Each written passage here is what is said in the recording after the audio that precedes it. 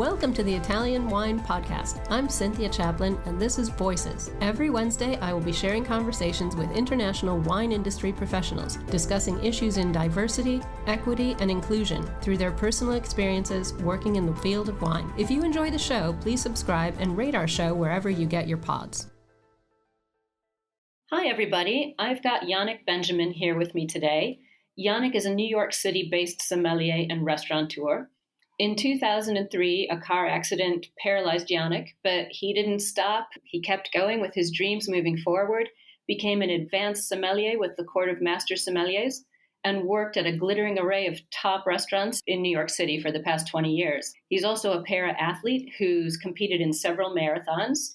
And in 2012, Yannick co-founded Wheeling Forward and Wine on Wheels. Both are organizations that focus on events that raise funds and awareness to aid employment for disabled in the wine industry. And just this month, November 2021, he was awarded Wine Enthusiast Sommelier Beverage Director of the Year. I actually met Yannick in Verona in June 2021 when we were both judges for 5-star wines in Verona. My personal memories of you, Yannick, involve that beautiful night sitting outside in Piazza Bra at that gorgeous dinner hosted by Villa Sandy, drinking some wonderful Italian wines with a great bunch of colleagues. So I really am so grateful to you for coming on today and having a chat with me. So first of all, I wanted to congratulate you on your award from Wine Enthusiast. Were you shocked, or did you have an idea this was coming? No, I was certainly very shocked and honored and, all of the above. They had announced the nominees along with some really fabulous professionals and friends that I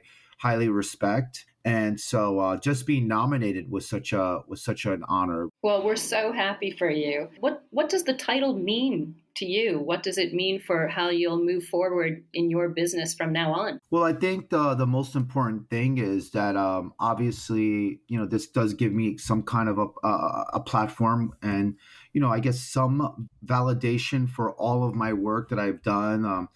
All the good things, all the struggles, it's really a building block to where I'm at now. And I really want to take advantage of that and really share that platform with other people with disabilities, with other people from marginalized communities, and help them get their foot in the door in what I think is a wonderful industry, both the wine and hospitality industry. But certainly we still have a long way to go when it comes to inclusivity. And that's what I really want to do with that platform. Well, you're an amazing role model for everybody who has any challenge in front of them and wants to enter the wine sector or the hospitality sector. We all know it's not easy. Often a lot of struggles for people who haven't got any other issues in their life. So it's an amazing recognition of everything you've achieved. So I'm so happy for you. Just after I met you in June, you opened your first restaurant in East Harlem called Contento. I love the name.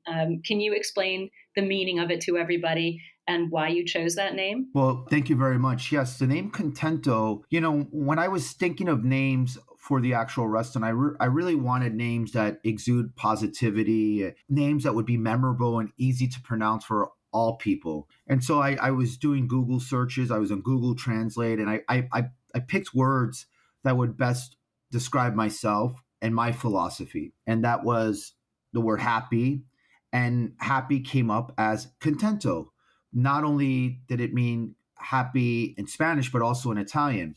And I thought it was such a perfect name for East Harlem in particular, because East Harlem was predominantly Italian immigrants in the late 1800s up until about the 1940s, 1950s. And then it transitioned into mostly Central, South American, and Puerto Rican. It's known now as El Barrio. So I really wanted to pay homage to all of these really important personalities, to these immigrant groups, because East Harlem is what it is today because of them. And this is a way to kind of thank them for it. The story behind that is so amazing. It really is a melting pot and has become such a cultural area since I lived in Brooklyn way back in the late 80s. So I'm excited that you took the opportunity to put Contento in such a vibrant part of New York that really can use some high-end and inclusive places for people to gather. So I think that's an amazing story. Contento is certainly no ordinary restaurant. In fact, the guiding focus for the development was to create a restaurant that's barrier-free and accessible to everyone, guests and employees included. Obviously, the idea must have sprung from your own experiences, but can you sort of fill in the blanks for our listeners of how you dreamt up this concept and how you managed to actually make it happen, especially despite the COVID pandemic?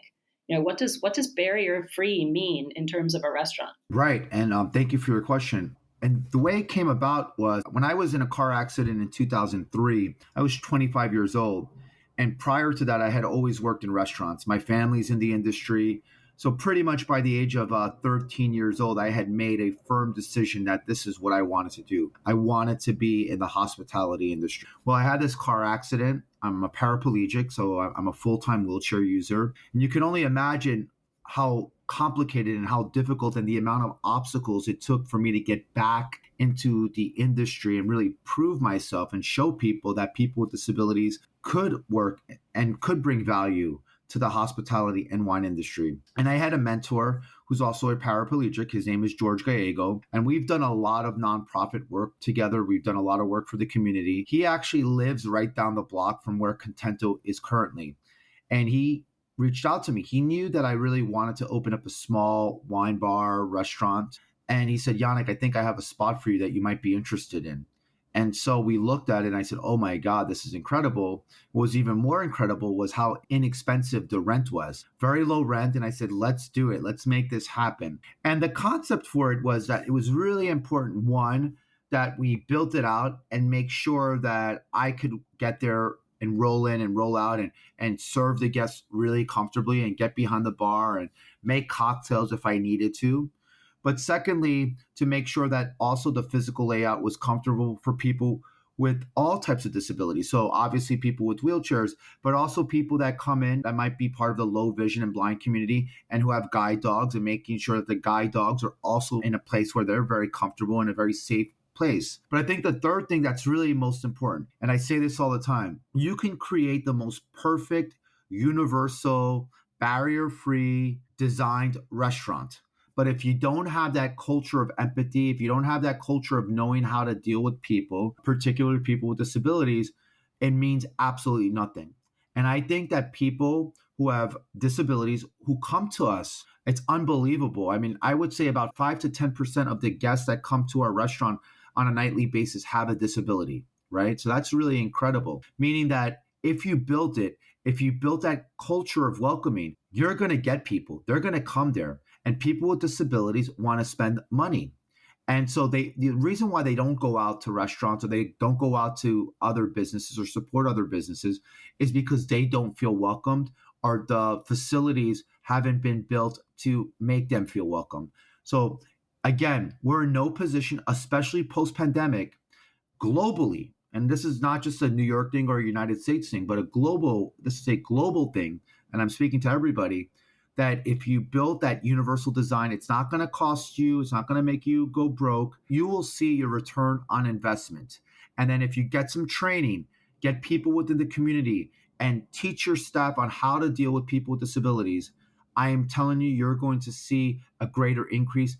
And what's better than to have diversity in your restaurant? Because that's what it's all about. Well, that's such a warm and genuinely heartfelt message that I think, yeah, in these days, the world is lacking a bit of that and could really do with more of that, not only in New York, but pretty much everywhere. So I now want to come to Contento and see it for myself. But it's, I think, also, giving people the opportunity to have fun, to, maybe just put down the challenges of their disability, to share the same space with able-bodied friends and family and, really have fun and have it in an easy, comfortable, welcoming, as you said, and really inclusive way is something extraordinary that you've created. I think that's just amazing. So obviously well-deserved award this year, Yannick. I'm dying to come to Contento as soon as I'm back in the States. I was reading up, of course, and the restaurant's been really, really well received in New York. Lots of great reviews from New York Times, Wall Street Journal. You just mentioned you come from a family of restaurateurs and you've been in the business yourself since you were so young. You know how hard it is to run a restaurant. How have you gotten the motivation to make this happen, make this be so successful? What's the vision for the future now that we're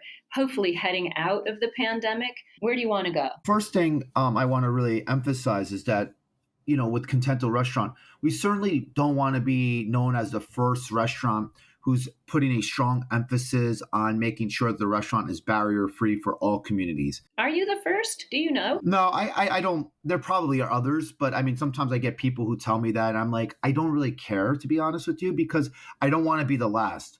And so I hope, Absolutely. I hope that other restaurants and other companies see this model and say, wow, look at that. Look at the work that they're doing and look how busy they are. And maybe they reach out to me and say, hey, Yannick, do you mind helping us out with our concept? Because we want to improve our model. We want to make sure that we're more inclusive. So I think that's where the future is at. I hope that people will begin to, and they have already, to be honest with you, but especially when we go into the new year, that people realize that, hey, what they're doing at Contento, they're in this off the beaten path street, very quiet, there's lots of construction, but yet we get people from all over coming to us, right? From all backgrounds. So I hope that they reach out to us and say, hey, we would love to learn more about your model because we want to improve what we're currently doing at our restaurant. And I think that's the greatest thing that can happen. That's incredible. I love that philosophy of I don't want to be the last.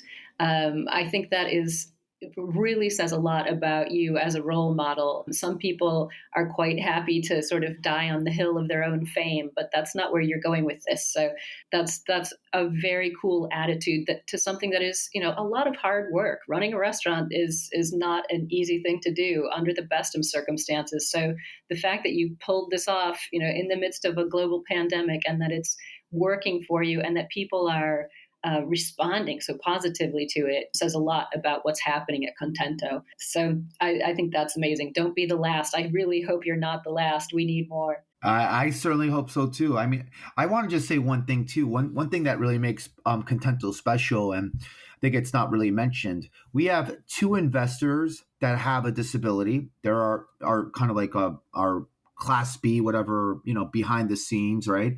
But they have a disability. And then you take myself, George Gallego, and we have 2 other individuals that work at Contento that have a disability. And we're a small restaurant. So 6 people that are actually involved with the Contento project have a disability. And I think that's really amazing. That says a lot.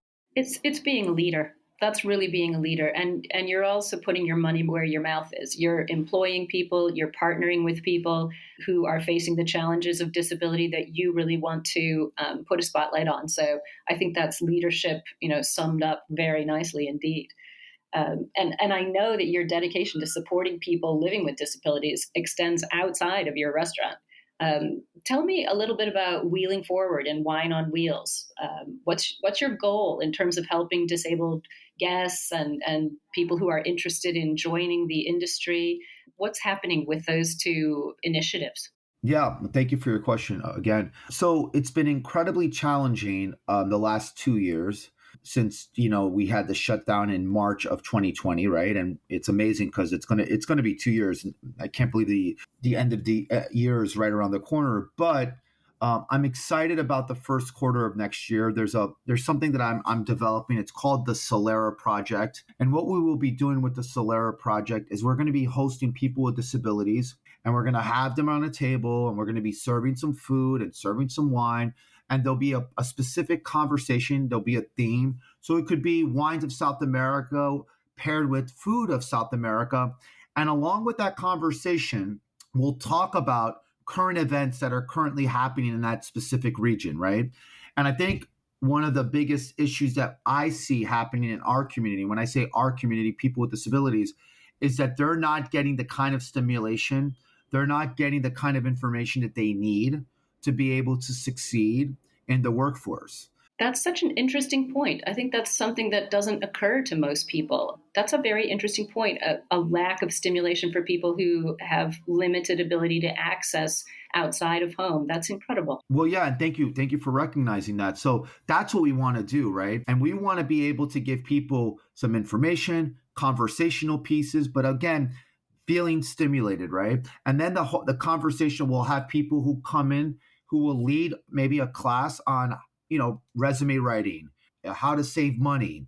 And what we really want to is we really want to create these individuals and build them up, and hopefully other restaurants, other companies, maybe even wineries or wine companies will join us and take on some of these individuals that we're training as paid interns, or even possibilities where they can work with them, because people with disabilities really want to work and they have so much to offer. They really do. It sounds like you're just going to combine amazing food, amazing wine, and a whole mentorship program that could really have a far reaching sort of effect. My brother's a chef owner of a restaurant in Florida, and I'm going to make him listen to this because that's an incredible initiative, especially the mentorship aspect. I think that's probably something that's also a little bit less accessible to people who struggle to find things outside of home. That is correct. That is absolutely correct. And so we want to definitely make that a point for the new year. And it's a very exciting, and I can't wait. I really am so excited about it, Cynthia. It sounds amazing. Well, listen, if you ever need an Italian wine ambassador to come and do an Italian wine night at Contento, you've got my number. I'll get on a plane. I'll be right there. Absolutely. Well, we can always do it on Zoom. That's the beauty of it, too. That's true. That's true. I mean, it is nice getting back in person, though. But yes, Zoom is all things to all people these days. There's no getting around it. So, besides doing all of this outreach and building all of these programs, what's your actual role at Contento now? I mean, clearly you're the beverage director, but what else are you doing there? That's making you excited to get up every morning. Well, listen.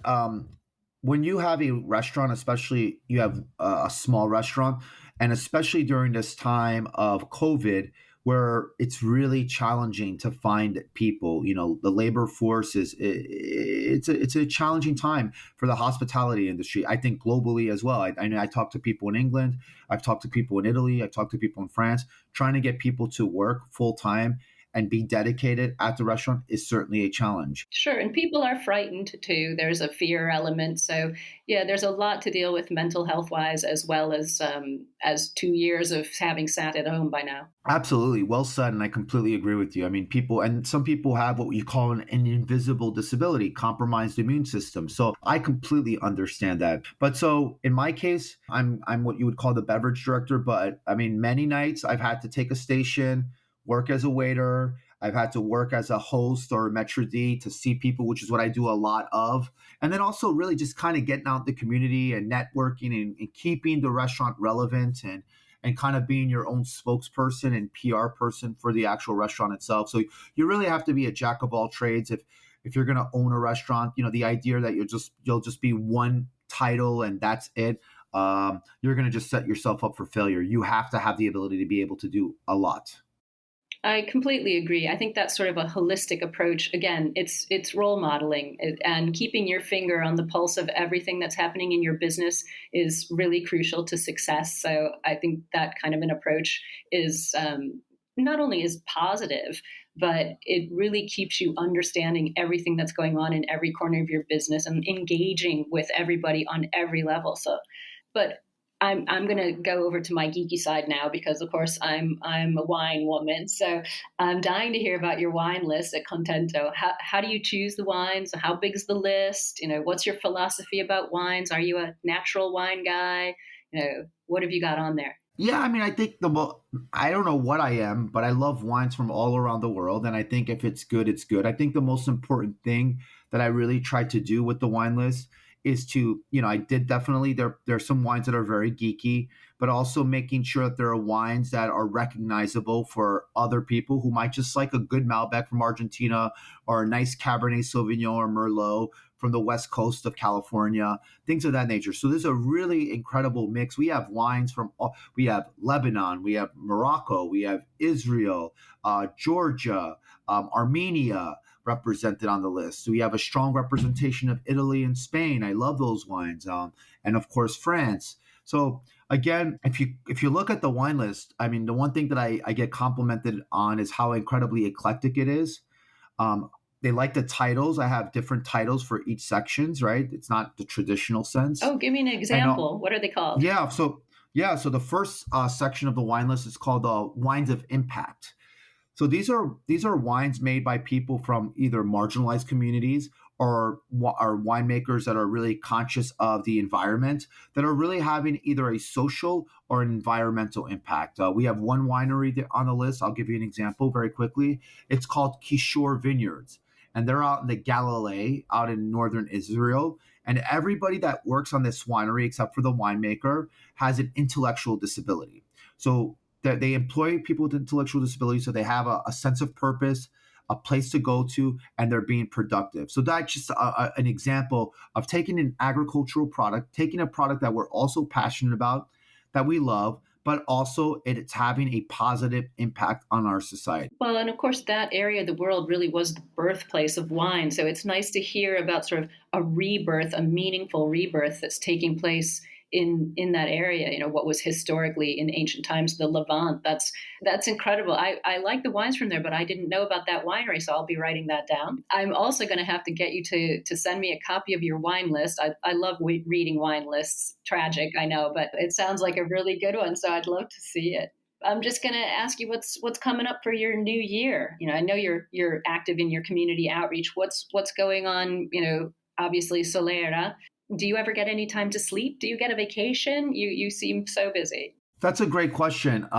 So definitely, as I said, with the nonprofit work, it's been in hibernation for the last few months, but we're going to go back at it full blast coming January. We have a facility called the Access Project, which is going to be a couple of blocks away from Contento restaurant. And the facility is going to be a wellness and physical fitness center for people with disabilities. And that's where we're going to be hosting a lot of the Solera Project classes there. That's fantastic. Who's going to teach? Have you got special people coming in? People from all, I mean, it might be just you as well. I haven't I think people from all around the world, people here in New York, some, chefs, it'll be sommeliers, it'll be people who work at wineries. So it's going to be a mixed bag. I mean, so it's not going to just be limited to just wine itself, but we'll have classes on beer, classes on sake, non-alcoholic drinks, just the anthropology of and social aspects of how food and wine and beer came about and now how they impact society. So a lot of interesting conversations and guest lecturers from major universities from that have financial backgrounds as well, along with people that are in law, things of that nature. Again, it's going to be a mixed bag, but again, it's all about empowerment for a community that is often forgotten and doesn't have the resources given to them so they can succeed. That's fantastic. I understand what you mean about wasting a human resource, especially when people are so anxious to work,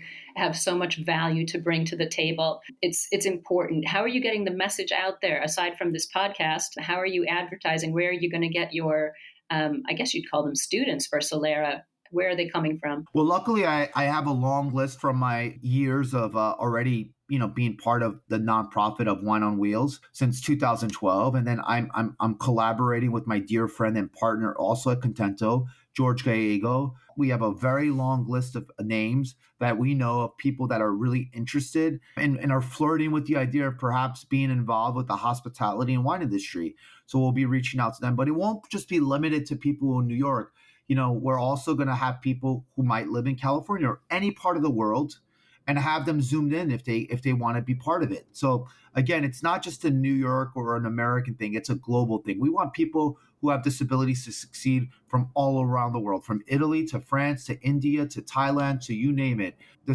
We want this to really be a barrier-free organization. It sounds like you better buckle up, Yannick. You're going to have a wait list before you know it. It sounds exciting and vibrant. And if that message gets out there, I think you better get ready to hire a mass of people. That's a really incredible thing to be getting wheels on. Well, I'm going to wrap this up because I get in trouble if I run on too long, although I'm enjoying myself. So I could probably carry on this conversation for a good long while. But you and I met here in Italy drinking Italian wine. And of course, this is Italian Wine Podcast. So I just want to ask you, what's your favorite Italian wine? And when would you crack open a bottle of that? And who would you share it with? Well, when the last time I was in Italy was in June, and I had an incredible visit at Montenidoli, which is out in Tuscany, and I love their vernaccia that they make, the vernaccia di San Gimignano.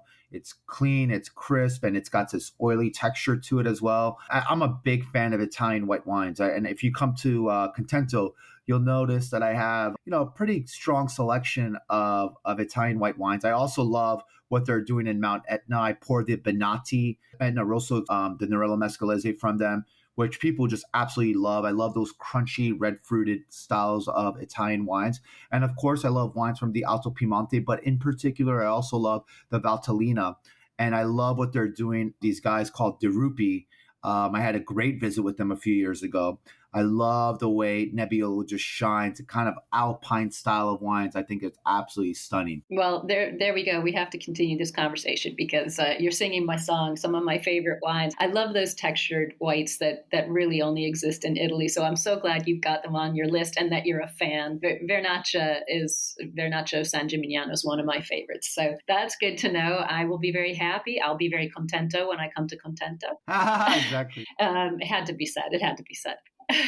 But Yannick, I want to thank you so much for giving us your time today and letting us hear about all the really meaningful things that you've got coming for your community and the outreach that you're making and how open and genuine you are about what you're trying to achieve and how you want to support people. It's really inspirational. And this was a really fun half hour for me. So thank you so much for joining us today. Thank you so much. And I just want to tell everybody, stay calm, breathe, push forward, because you're never too old to dream and believe in magic. Absolutely. Total agreement. Thanks again, Yannick. It's been great talking to you today. Thank you so much, Cynthia. Have a great day. Thank you. Thank you for listening. And remember to tune in next Wednesday when I'll be chatting with another fascinating guest. Italian Wine Podcast is among the leading wine podcasts in the world and the only one with a daily show. Tune in every day and discover all our different shows. You can find us at ItalianWinePodcast.com, SoundCloud, Spotify, Himalaya, or wherever you get your pods.